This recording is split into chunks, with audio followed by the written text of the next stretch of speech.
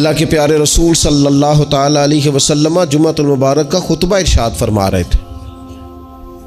दौरान खुतबा महबूब करीम की नज़र पड़ी तो हसनैन करीमैन आ रहे और आते आते वो लड़खड़ाए और गिर पड़े। हुजूर ने जुमे का खुतबा रोक दिया।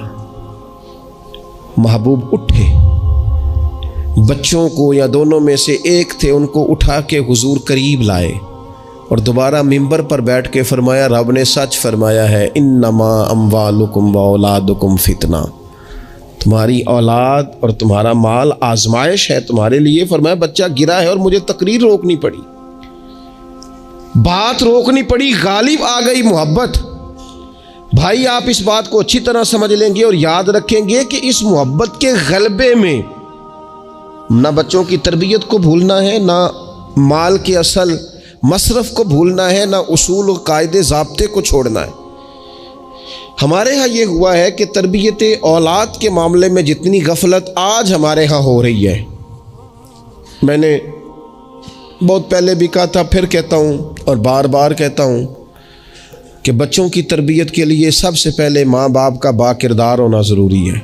ये नहीं हो सकता कि वालिद हाथ फैला के पैसा इकट्ठा करे और बेटा उसका मेहनती हो जाए। ये नहीं हो सकता कि वालिद अपनी ज़िंदगी तकवा और तहारत से दूर बसर करे और बेटा बड़ा मुत्तकी परहेजगार उसे देख के हो जाए। अल्लाह की तौफीक से हो जाए तो हो जाए, लेकिन अगर वालिद चाहते हैं मेरी वजह से वो खैर हासिल करे तो फिर खुद बाकिरदार बने। वो पहले खुद सच बोले, पहले खुद तकवे का रास्ता इख्तियार करे, पहले खुद परहेजगार बने। इसलिए कि बाकियों के यहाँ हो सकता है हमारी तकरीरें असर करें, लेकिन बच्चों के यहाँ हमारा किरदार जज़ब होता है तो हमारे अमल से फैज़ पाते हैं। तो पहली बात तो ये कि उनसे रवैया इस तरह का रखा जाए कि वो हमारे किरदार से सबक, और दूसरी बात ये कि अपनी औलाद से प्यार किया जाए। हमारे यहाँ जनाब बेपनाह डांट डपट होती है बाज़ जगहों पे बच्चों को, ख़ास शफ़क़त बच्चों के साथ आपका रवैया मीठा हो। डांटना कभी कभार है और प्यार हर रोज़ है। नबी अकरम सल्लल्लाहु ताला अलैहि वसल्लम बच्चों से इस तरह मोहब्बत करते थे कि हसनैन करीमैन को, ये ज़रा बात पर गौर करना, हुजूर अपने नवासों को चूमा भी करते थे और सूंघा भी करते थे। ये बड़ी ख़ास बात है, इस पर तवज्जो करें। और हुजूर सूंघ कर पता क्या फरमाया करते थे? फरमाया ये मेरे बच्चे मेरे लिए फूल हैं जन्नत का। हुजूर उनको सूंघते। आप किसी ख़ास चाय को सूंघते हैं, कोई ख़ास ही मुअत्तर चीज़ हो तो सूंघते हैं। हुजूर ने ये जो एक ख़ास अंदाज अपनी औलाद के लिए किया और हमें हुजूर ने हमारे लिए नमूना छोड़ा, ये समझने की बात कि उनके साथ इतनी दिलचस्पियाँ कि जिस तरह एक खूबसूरत फूल को सूंघा जाता है इस तरह उन्हें सूंघा जाए, बच्चों से प्यार किया जाए। कुछ मतलब वाले साहब कहते हैं, ओ जी मेरी ना फिर पुत्र तो न पता है ना, मेरी फिर तबीयत कौड़ी है। अच्छा जी, क्यों कड़वी है? आप मिर्चें खाते हैं?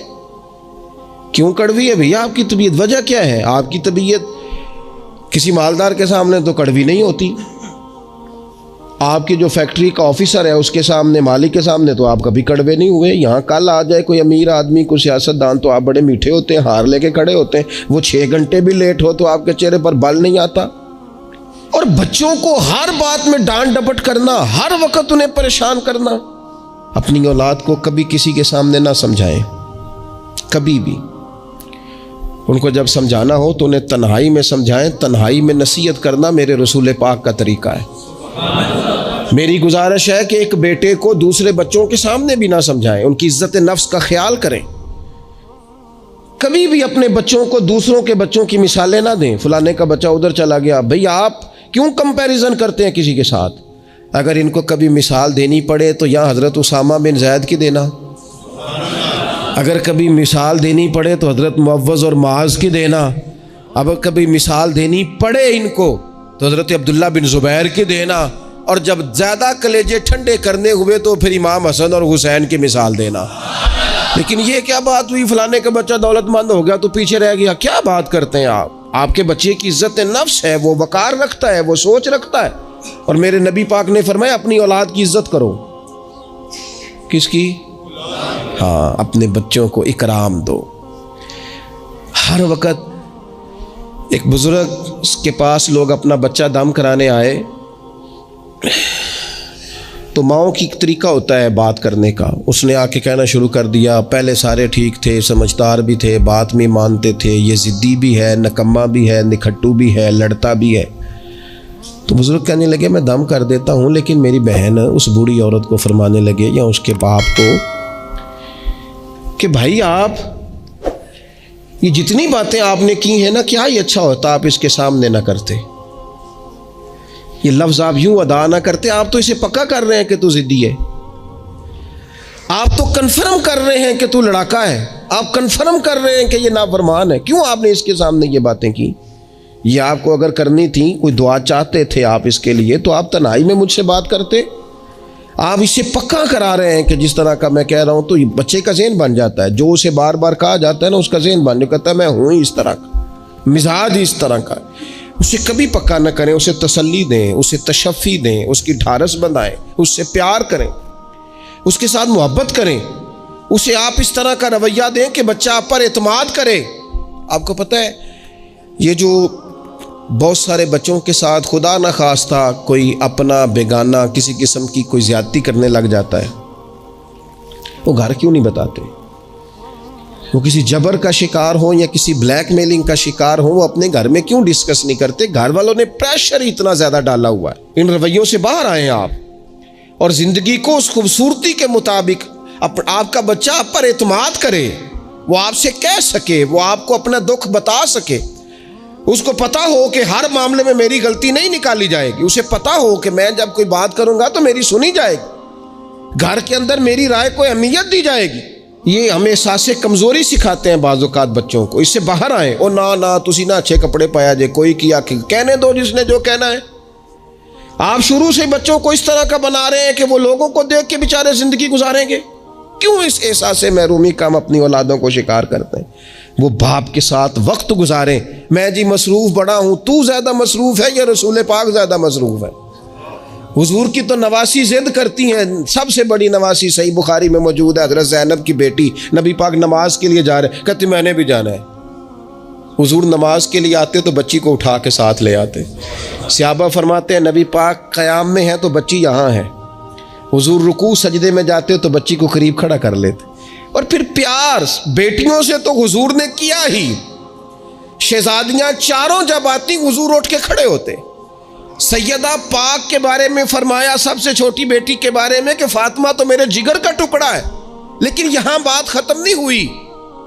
नवासों और नवासियों से प्यार। मैं नमाजी हूं जी, बच्चे को ले जाओ। मेरे रसूल पाक पर बच्चे पेशाब कर देते, हुजूर पानी बहा देते। फरमाया फिर क्या हो गया है? मैंने बहुत बड़ी बात कर दी अगर आपकी समझ में आए तो। और अल्लाह ताला शऊर दे सकता है। हुजूर किसी जानवर पर सवार होते थे तो जानवर पेशाब नहीं करता था जब तक हुजूर सवार रहते थे। रब चाहता तो बच्चा कभी पेशाब ना करता। ये इतना बड़ा काम इसलिए हुआ कि तेरी और मेरी समझ में बात आ जाए। मैं किबला हज़रत साहब होता हूँ, मैं हाजी साहब हूँ, मैं नमाजी साहब हूँ, मैं फलां साहब हूँ, लिहाजा बच्चों को ले जाओ, मैंने नमाज। वो तू ज़्यादा पाक साफ है? आपके अंदर कुछ ज़्यादा रानाई आ गई है कि आप अपनी औलाद को वक्त नहीं दे पाते? रसूल पाक अलैहिस्सलाम का लहजा और अंदाज, कुर्बान जाएं। यानी बच्चों को ना मज़ा आए। सारी दुनिया से पैसे लिए हैं इंसान ने, कमाइयाँ की हैं, जायदादें बनाई हैं, बड़े बड़े उसको प्रॉफिट हुए हैं, लेकिन सारी ज़िंदगी दादी के 10 रुपये भूलते ही नहीं। वो जो दादा से लड़ के लिए जाते थे 5 रुपये, वो भूलते ही नहीं। वो अब्बा जी से कभी पैसे चाहिए होते थे तो अब्बा जी से नहीं डायरेक्ट कहते थे, दादी अम्मा से कहते थे, दादी आज 100 ही लेना है। तो दादी के पास बैठे होते तो अब्बा जी को बुला के दादी अम्मा कहती रुपया 500 देना मैनू चाहिए। तो अब्बा जी कहते अम्मा जी की करने ने, तेनों वजात देना जरूरी है, तू दे ना 500। तो अब्बा जी कहते मैनू समझ लगती पई जो इतने हो रहा है ना। अब वो जायका सारी जिंदगी भूला, उसकी लताफत नहीं गई, उसका हुस्न नहीं गया। वो 100 रुपया नहीं था, वो खरबों रुपए थे। इसलिए कि जिस चाशनी से वो मिले ना, जिस दर्द से, वो अम्मा से पैसे लेते वक्त तो यूं लगता है कि बंदा दुनिया के सबसे बड़े खजाने के सामने खड़ा है। इस लुत्फ को दुबाला करें जिंदगी में। ये हमारा कल्चर नहीं, ये हमारा हुस्न है, ये हमारी तहजीब है। नबी पाक अलैहिस्सलाम की नवासी जनाब उमामा बिनते ज़ैनब रदी अल्लाह ताला अन्हुमा, एक हार आया हुजूर के पास तोहफे में। तो हुजूर ने फरमाया मैंने उसको देना जो मुझे सबसे ज़्यादा प्यारा है। अज़वाज मुतहरात कहते हैं दौड़ लग गई थी। हफ्सा को मिलेगा, मैमुना को मिलेगा, उम्मे हबीबा को मिलेगा। सैयदा आयशा सिद्दीक़ा कहती हैं मेरे दिल में बड़ी बात थी कि अगर किसी और को मिल गया ना तो मैं तो समझती हूँ करीम सबसे ज़्यादा मोहब्बत ही मुझसे करते हैं। कहते हैं ये बात चल रही थी और वो जो थोड़ी देर के लिए वो इंतज़ार था कि किसको मिलेगा, तो वो इंतज़ार बड़ा हसीन बड़ा खूबसूरत था, उसमें बड़ी रानाई थी। लेकिन कुर्बान जाए नबी करीम ने फरमाया मैं तो अपनी बड़ी नवासी जनाब ज़ैनब की बेटी उमामा को दूंगा। और हुजूर ने वो हार ला के उन्हें अपने दस्ते मुबारक से पहनाया। पर मैं कितना प्यारा लग रहा है मेरी बेटी को। थोड़ा सा ना अपने रवैये में वुस्सत। बच्चों को हमारी हाजत है और हमें दौलत की हाजत है, हमें पैसों की हाजत है। हमारा गाहक आ जाए तो बच्चे को थप्पड़ मारने से बाज नहीं आते। 2, 4, 5 मिनट की मसरूफियत है किसी बंदे की तो वो क्या कहेगा कि लो जी बच्चा आ गया है। तो बच्चे के साथ खेलना बच्चे से, ओ सुनो यार हद हो गई। निसाई में मौजूद है सियासता की रवायत, नबी पाक ने सजदा लंबा कर दिया ना, मैं इससे बड़ी बात नहीं आपको सुना सकता। लंबा सजदा हो गया, लंबा। सहाबा फरमाते परेशान हो गए और तवील सजदा रसूल पाक ने फरमाया सजदा। सहाबा फरमाते हैं जब रसूल पाक अलैहिस्सलाम ने नमाज की तकमील की तो 2 बातें हमने अर्ज़ की हुजूर, हम एक तो हम परेशान हो गए थे कि कोई ऐसी बात ना हो गई हो, खुदा न खास्ता को ना खुशगवार बात, अल्लाह के हुक्म ने भी आना है आपने हमें बताया है। और दूसरा हमारा ख्याल था कहीं वही तो नहीं नाज़िल होनी शुरू हो गई। कई दफ़ा वही आती है तो देर तक महबूब एक हालत में रहते हैं, इन 2 में से कोई एक होगी। तो हुजूर ने फरमाया ये दोनों नहीं थी। या रसूलल्लाह फिर क्या था? फरमाया वो मेरे बेटों में से ना, हसन और हुसैन में से एक मेरे कंधे पे सवार हो गया था। और ये लफ्ज़ है हदीस पाक में सियासता में, फरमाया मुझे अच्छा नहीं लग रहा था कि मैं बच्चे को उतारूंगा तो वो ज़रा नागवार महसूस करेगा। हुजूर आप रसूल हैं और नमाज अल्लाह की, और इस दौरान भी बच्चे की चाहत का ख्याल। तेरी सूरत तेरी सीरत ज़माने से निराली है, तेरी हर एक अदा प्यारे अदाए बेमिसाली है, बेमिसाली है तेरी अदाएं। फरमाया बच्चा कहीं उसे कोई तो बच्चों के एहसास ही नहीं है। आपने जब चाहा डांट दिया, आपने जब चाहा जो मर्जी कर दिया। अब्बा जी का डंडा घर में लटकना चाहिए, हुक्म है, लेकिन अब्बा जी को माथा भी तो बार बार चूमना है ना। सख्ती तो कभी कभी है और मोहब्बत बार बार है। तो जो बार बार काम है उसका आदी होना चाहिए कि जनाब वो चुप कर दो, तुम्हारा अब्बा आ गया, अब्बा जी आए कि हिटलर आ गया घर में। ये क्या बात हुई भाई? वालिद को तो शफीक होना चाहिए, मेहरबान होना चाहिए, उसके अंदर खूबसूरती होनी चाहिए, उसके अंदर रानाई होनी चाहिए। तो नबी पाक सल्लल्लाहु तआला अलैहि वसल्लम ने बेपनाह प्यार किया। अच्छा, इसी प्यार से हुजूर ने तरबियत भी की। और ये प्यार क्योंकि हसनैन करीमैन की हम मिसालें अर्ज़ करते हैं तो उनकी शान तो वराउल वरा, नबी पाक का सब बच्चों के साथ ये रवैया था। हज़रत अनस बिन मालिक कहते हैं मैं हुजूर का खादिम हूँ, मेरी अम्मा खिदमत के लिए छोड़ के गई, पर हुजूर जब भी मुझे बुलाते कहते या बुनैया, ओ मेरे प्यारे बेटे। ये खादिम है घर में, बच्चा खिदमत गुजार, उसे भी ओ प्यारे बेटे। और पास बिठा के नसीहतें करते हुजूर, कहते देखना सुबह इस हाल में करना कि बुग़्ज़ ना हो किसी का, अंस मेरे बेटे ये भी मेरी सुन्नत है। हज़रत उम्मे खालिद रज़ी अल्लाह तआला अन्हा कहती मैं छोटी सी थी, मैंने जर्द रंग की कमीज़ पहनी थी, मेरे अब्बा जी मुझे हुजूर के पास ले गए। कहती कोई अजीब ही नूर वाला माहौल था, मैं पहुँच गई तो हुजूर मेरा कुर्ता देख के ना तो कहने लगे कितनी प्यारी लग रही है बेटी। कहती मैं हुजूर की मोहरे नबुव्वत से खेलने लगी। मेरे अब्बा जी मुझे कहने लगे इधर हट, ये क्या कर रही है? तो हुजूर फरमाने लगे ठहर जाना, बच्चे तो बच्चे ही होते हैं, इसे खेलने दे। मैं खेलती रही और हुजूर मुझे दुआएं देते रहे। कहा अल्लाह करे तू ये कपड़ा पुराना करे। क्या मतलब कि अल्लाह करे तेरी उम्र दराज हो, अल्लाह तुझे बेटा लंबी उम्र अता करे। हुजूर बच्चों के साथ मोहब्बत करते, उनसे प्यार करते, उनके साथ रसूल पाक अलैहिस्सलाम का ख़ास शफ़क़त का मामला। इनको ज़रूरत होती है हमारी, इनको हाजत होती है हमारी, लेकिन हमारे लहजे की तलखी, हमारे लफ्ज़ों की तुरशरुई, काम के नाम पर, संवारने के नाम पर। और फिर आपको पता है ये जो बच्चों में अदल करने का क्यों कहा गया भला, कि अपनी औलाद में अदल करो। फरमाया हुजूर ने अल्लाह से डरो और औलाद में इंसाफ करो। क्यों कहा गया? वो इसलिए कहा गया कि एक बच्चे से आप प्यार कर रहे हैं तो दूसरा भी आपके बारे में उतना ही जज्बाती है, वो आपसे उतनी ही मोहब्बत करता है। आप एक की तारीफ़ें किए ही जा रहे हैं, दूसरे को आपने नज़रअंदाज कर दिया, तो अल्लाह की बारगाह में इसका भी जवाब देना है। हुजूर अलैहिस्सलाम ने फरमाया डर अल्लाह से, इंसाफ कर अपने बच्चों के अंदर।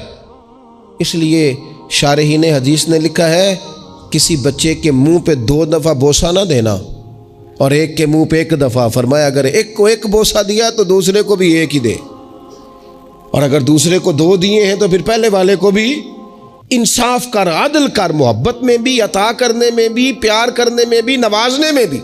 हर लिहाज से बाप की जिम्मेदारी है, माँ की जिम्मेदारी है कि वो इंसाफ का तराजू थामे, वरना हिसाब सिर्फ नमाजों का नहीं होगा, मोहब्बतों का भी होगा।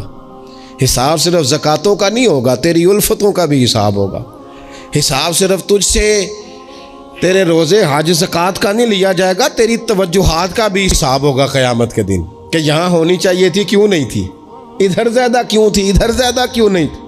इसलिए अपनी मरकज़ी हैसियत को हमेशा समझें, जानें। अपनी ज़िंदगी में इनके लिए थोड़ा दिल बड़ा करें, गुंजाइश पैदा करें। इनको हमारी हाजत है, हमारी मसरूफियात में, हमारे कारोबार में, हमारे ताल्लुकात में, हमारे बच्चों से उनका बचपन छीन लिया है। हम वो सारी, आपने वो हदीसें सुनी है तो किस लिए सुनी है? ये सिर्फ शान इमाम हसनैन नहीं है, ये तालीम उम्मत भी है कि नबी पाक अलैहिस्सलाम ने कंधे पे बिठाया हुआ है इमाम हसन और हुसैन को, कंधों पे। और एक सहाबी ने जब कहा कि कितनी प्यारी सवारी है, तो महबूब फरमाने लगे सवार भी तो देख कितना सोना है, तो देख तो सही। तो ये आप मेरी बात को समझे ना, क्या कोई कमी थी वहाँ? फरिश्ते नहीं हाजिर हो जाते 2 मिनट में हर खिदमत के लिए? सहाबा जान कुर्बान करने को तैयार नहीं होते, लेकिन हुजूर ने क्यों कंधों पे उठाया? ताकि मुझे तुझे समझ आ जाए कि बच्चों को कंधों पे उठाना भी कोई कमाल है। तो अपनी ज़िंदगी में वो खूबसूरती, और फिर नबी पाक अलैहिस्सलाम बच्चों की तरबियत जब करते तो बड़े खूबसूरत अंदाज में। आपको पता है सहाबा फरमाते हैं बच्चे खेल रहे होते थे तो हुजूर जब गुजरते थे तो बच्चों को अस्सलामु अलैकुम कहते थे। नबी पाक बच्चों को सलाम करते, हुजूर फरमाते अस्सलामु अलैकुम, बच्चों को सलाम करते और पहल करते सलाम लेने में। आप बच्चों को सलाम करना शुरू कर दें, उम्मीद है बच्चे भी सबको सलाम करना शुरू कर देंगे। लेकिन ये शिकवा करना कि लो जी मैं इतना बड़ा बुजुर्ग आदमी हूँ, मैं इतना बड़ा पढ़ा लिखा हूँ, मेरी ये शख्सियत है, आपने मुझे सलाम ही नहीं किया, ये तो मुफ्त का रट्टा है। हुजूर बच्चों को सलाम करते ताकि बच्चों को अस्सलामु अलैकुम की समझ आ जाए। ये बच्चों को सिखाएं, उन्हें याद कराएं, और उसका तरीका ये है कि आप उनको सलाम लेने में पहल करें, आप उनको सलाम कहें। हाँ, सिखाने के लिए आप उनसे मुतालबा कर सकते हैं कि यार मैंने सलाम कहा है, तुम्हें जवाब देना चाहिए था, हमने क्यों नहीं दिया, ताकि उनको समझ आ जाए कि ये अस्सलामु अलैकुम और वालेकुम अस्सलाम ये एक सुन्नत है। फिर अल्लाह के प्यारे रसूल सल्लल्लाहु ताला अलैहि वसल्लम बच्चों को छोटी छोटी चीज़ों के आदाब सिखाते। हुजूर तशरीफ़ फरमाते तो एक बच्चा अंदर आ गया, अस्सलामु अलैकुम कह के दाखिल हो गया, तो महबूब करीम ने बड़ी मोहब्बत से बड़े खूबसूरत लहजे में फरमाया बेटा वापस जाओ, पहले इजाज़त लो, फिर सलाम लो, जब इजाज़त मिल जाए फिर अंदर आना। उस लहजे में इतनी खूबसूरती थी कि उस बच्चे के दिल की गहराई तक मैं समझता हूँ बात उतर गई होगी। वो वापस गए, उन्होंने जाके इजाज़त मांगी, इजाज़त मिली और सलाम लेके वो दरवाज़े रसूल पे हाज़िर हो गए। बच्चों के साथ ख़ास मोहब्बत, ख़ास दिलचस्पी। एक दफ़ा मैं हरमैन शरीफैन हाज़िर था, मेरे बिल्कुल सामने अगली सफ़ में नमाज का टाइम हो जाता है जब, तो आहिस्ता आहिस्ता लोग ज़्यादा आने शुरू हो जाते हैं, तो ज़्यादा रश हो रहा था, लोग ज़्यादा जमा थे। तो एक बुज़ुर्ग थे, तो वो अपने दामाद से, उनकी गुफ्तगू से अंदाज़ा हुआ, मैंने कान तो नहीं लगाए हुए थे लेकिन बुज़ुर्ग गुस्से में बोल रहे थे तो बोल ही ऊंचा रहे थे ज़रा। तो वो कह रहे थे अपने दामाद से कि बेटा तू है तो जवाई है, अब तेनू मैं गल करना मुनासब तो नहीं समझदा, पर यह कि बच्चे तो आपने मेरे ज़िम्मे लगा दिए। वो मुझे ना इबादत करने देते हैं, ना कुरान पढ़ने देते हैं, नाना नाना कह के मेरे पीछे ही भागते रहते हैं। तो मैं हाज़िर हूँ, लेकिन थोड़ा सा ना इनको समझाएं और कायल करें, यहाँ आके मुझे ज़रा अल्लाह अल्लाह करने दें। तो वो बच्चा माजरत खाना अंदाज में अपने ससुर को, बुज़ुर्गों को थोड़ा सा कायल करने की कोशिश कर रहा था कि चलें अब ख्याल करेंगे, हम कहते तो बड़ा हैं कि हमारे साथ आएँ, लेकिन वो आपके पीछे जाते हैं, करें क्या। तो अब मुझसे न रहा गया, मैंने उनसे कहा बुज़ुर्गों मुनासिब तो नहीं, लेकिन आप बोले ऊंचा है तो सोन साहब ने लिया है, आपकी ज़ाती बात है, अगर इजाज़त दें तो एक जुमला कह दूँ। तो पलट के मेरी तरफ देख के कहने लगे मौलवी साहब आखो। तो मैंने उनसे कहा बड़े खुश नसीब नहीं, इस मस्जिद में बैठकर नवासों का ख्याल रखना और उनसे प्यार करना, ये तो मदीने वाले रसूल का तरीका है। और ई सआदत बज़ोरे बाजू नेस्त तान बख्शंदा खुदाए बख्शन। कुछ सआदतें ऐसी होती हैं जो बाजू की कुव्वत से नहीं मिलती, तभी मिलती हैं जब रब अता करता है। तो मैंने कहा यहाँ तो नवासों से खेलना हुजूर का तरीका है। बाज़ चीज़ों में अल्लाह असर रखता है। थोड़ी देर खामोश रहे, फिर मैंने उन्हें आंसू पहुँचते भी देखा। कहने लगे अल्लाह तोड़ा भला करे, लो भाई पुत्र हुण तुसी भावें आराम करो। बाज़ दफ़ा बातें वो नाराज़ भी हो सकते हैं, तो मैं तैयार था अगर वो नाराज़ होंगे तो मैं माजरत करूँगा, लेकिन थोड़ा सा ना एक बात मैंने ज़रूर करनी है आपसे। मुझे बड़ा मज़ा आया, मुझे पता नहीं अब वो कालम नवीस ज़िंदा हैं कि नहीं, अब्दुल कादिर हसन होते थे, उन्होंने एक बात लिखी थी, मुझे बड़ी याद रह गई, और जिस दिन मैंने पहली दफ़ा पढ़ी थी मैं रोया भी बड़ा। वो कहने लगे एक दफ़ा गवर्नर मदीना ने ना हुक्म दिया था कि छोटे बच्चे लोग मस्जिद में लेके आते हैं रोज़ा रसूल सल्लल्लाहु अलैहि वसल्लम पर, तो बच्चे कालीन ख़राब कर देते हैं, मुख्तलिफ़ किस्म की चीज़ें गिरा देते हैं। तो इस तरह करें कि बच्चों को मना किया जाए, और कम से कम मकामी लोगों को ज़रूर मना किया जाए कि वो बच्चों को लेके ना आए।